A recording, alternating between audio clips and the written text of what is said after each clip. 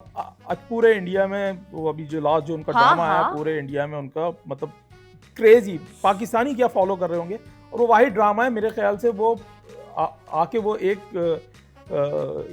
नई चीज ये थी कि हम दोस्त मिलके अपने स्टूडियो के अंदर हाँ वॉच पार्टी चल रही है हमारी और क्या देख रहे हैं वो ड्रामा देख रहे हैं कि Absolutely. Episode release. तो ये मतलब हमने सोचा नहीं था कि हम टीवी पे ड्रामा देखेंगे। एक होती है ना देखो, थोड़ी ये लड़कों का क्या काम ड्रामे से charisma होता है एक वो किया है। स्टार का। मुस्तफा की बात मुझसे करें तो भाई हमारे साथ तो उन्होंने वीडियो बनाई है और मेरे ख्याल से सबसे ज्यादा हम्बल आदमी उनसे ज्यादा कोई नहीं था। Fahad is a sweetheart. He is such a nice भाई person. मैं लिटरली वो खुद बाइक चला रहे थे, हम बाइक पे शूट करना है, अंधेरा हो रहा, मैंने बोला यार ये तो चले आएंगे। नहीं तो आप मुझे बताएं जो इन्होंने ये बातें बोली that मेरा मुंह ना खुलवाए। I think these were very below the belt words. Fahad को देखो, हुमायूं को देखो, we've got Adnan Siddiqui, we've got शान, we've got beautiful huge names कि अगर आप उन्हें दुनिया पर खड़े हो जाएं रख दो ना किसी भी मुल्क में people will know. But I don't understand why vloggers and TikTokers and YouTubers वो अजीब से हो जाते हैं। They become very एक होता है ना very defensive, मैं बड़ा हूँ वो वाला जोन आ जाता है। असल में मेरे ख्याल से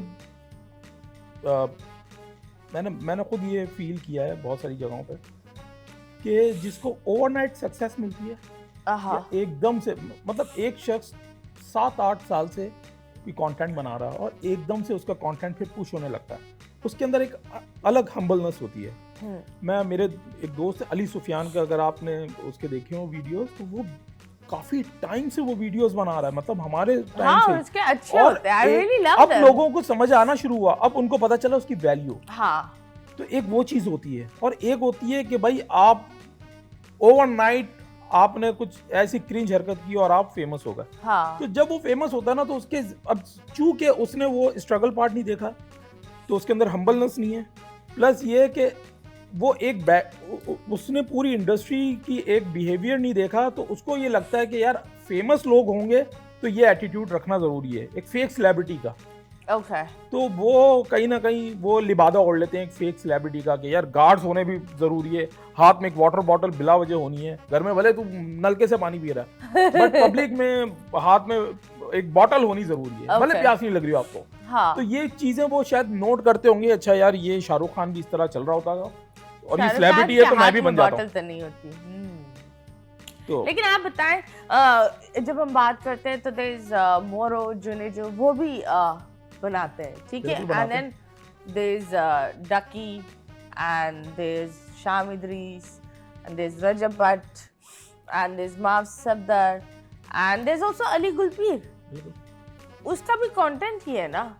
तो आप बताएं इन सारे लोगों को सबसे ज्यादा बेहतर कंटेंट आपको कौन से लगते हैं, कौन आपके देखिए मैं best जिस है? फील्ड से हूँ मुझे कंटेंट क्रिएशन पसंद है, हाँ एफर्टलेस ना हो वो तो वो किसके यूजलेस ना पास लगता है कि तो ज्यादा? मुझे तो मैं आप यूखानो को मेंशन करना भूल गए, आप यूखानो के ब्लॉग्स देखें, okay. बहुत अच्छी स्टोरी टेलिंग होती है। इसके अलावा आप अभी इरफान जुनेजो की रील्स देखें, आप मूरो की रील्स देखें, Even Ganji Swag. हाँ जुनेद अक्सर कभी फनी मतलब लगता है फनी वीडियोस है या उसके पॉडकास्ट देखें, इंफॉर्मेटिव होते हैं। उसका बहुत प्यारी चीज होती है। I love this one thing. Junaid will always give a very positive message.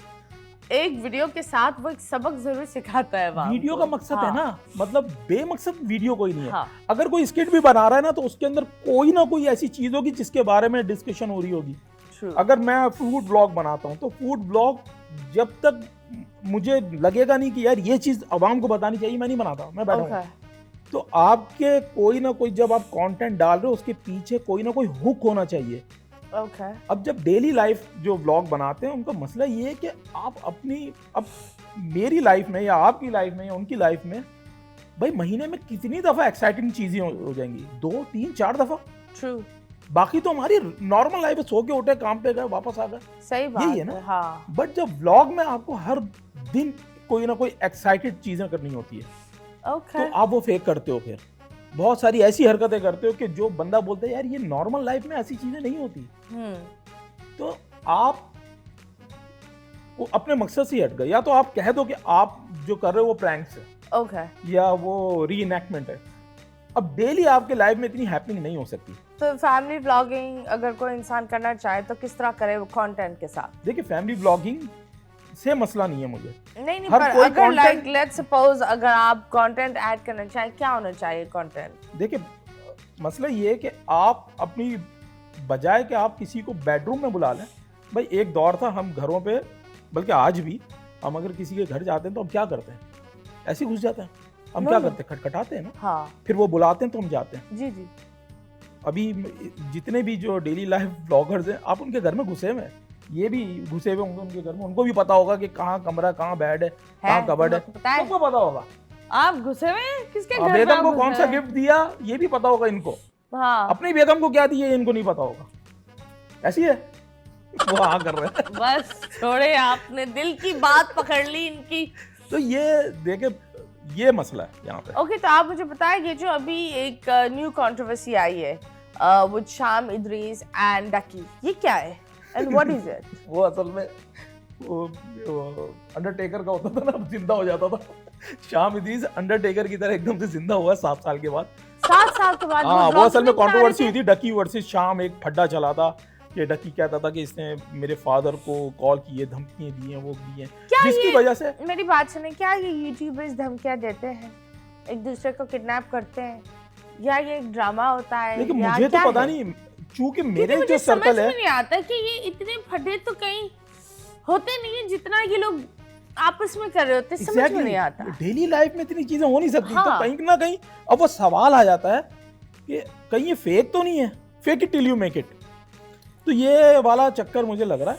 But जाहिर सी बात है, अगर मेरे सर्कल की बात करेंगे, जो मेरे साथ के जो और जो दूसरे जो दोस्त हैं, हमारे बीच इतने सालों में कभी कुछ नहीं हुआ। अगर कुछ मसले भी होते हैं ना, हम आपस में कॉल करके सुलझा रहे होते हैं, हम वो स्क्रीन पे नहीं लेकर आते। बट ये चीजें स्क्रीन से स्टार्ट, चोर घुसा स्क्रीन पे नजर आ रहा है, चोर घुस रहा है, किडनैपिंग हो रही है, चोर फड्डा हो रहा है, ये सब चीजें कैमरे में नजर आ रही है। मतलब वो कैमरे वालों को नहीं क्या है जो वो बार-बार वो बोल रहे हैं कि शाम इदरीस ने 7 साल बाद एक्सपोज किया डकी को? क्या एक्सपोज है? देखिए डकी के एक्चुअली डकी पहले बनाता था रोस्टिंग वीडियो। हाँ। डकी ने कोई रोस्टिंग वीडियो बनाई थी शाम इदरीस पे। हाँ।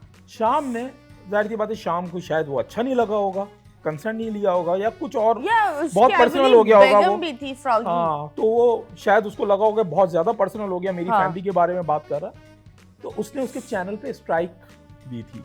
जिसमें फेसबुक का पेज डिलीट हुआ था उसका, डकी का। इसी तरह उसके यूट्यूब पे स्ट्राइक दी थी शाम इदरीस ने।